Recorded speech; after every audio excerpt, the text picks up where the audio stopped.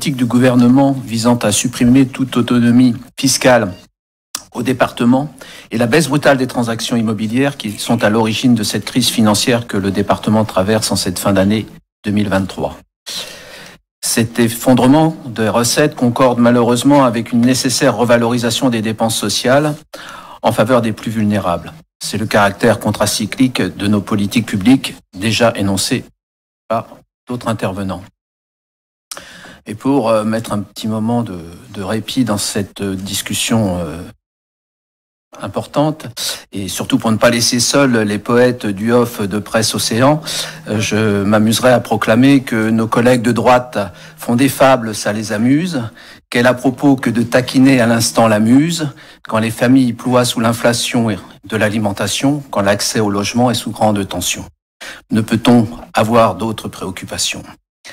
Nous subissons aujourd'hui un coup de bambou budgétaire prémédité, parce que nous avons un gouvernement dont on cherche d'ailleurs les derniers soutiens, qui considère que toute dépense sociale est un gâchis financier, et que les gens qui ne sont rien n'ont droit à rien, ou à tout le moins à pas grand-chose, ou alors de simplement traverser la rue.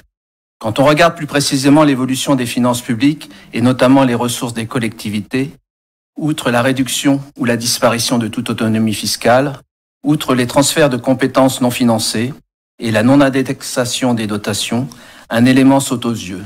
Le transfert massif de l'imposition des entreprises et des grandes fortunes vers des ménages au travers en particulier de la TVA et l'austérité excessive demandée aux collectivités.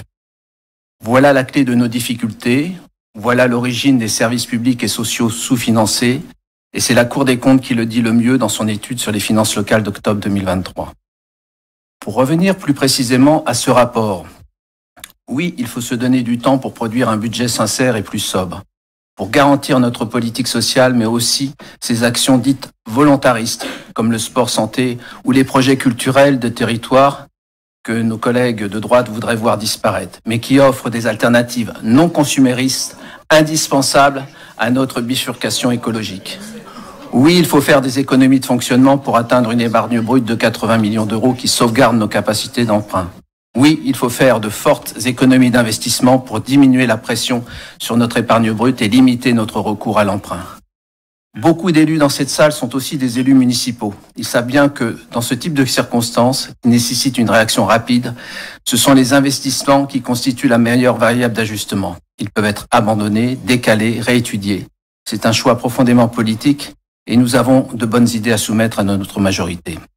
Pour ce travail d'adaptation et de sobriété, le groupe écologiste propose de systématiser les approches transversales et d'appliquer une double évaluation sociale et environnementale à chaque ligne budgétaire, sur le principe du budget vert. Ce report du budget 2024 en raison de circonstances exceptionnelles est une bonne décision que le groupe écologiste soutiendra. Je vous remercie de votre attention. Merci. La parole est à Farida Rebou.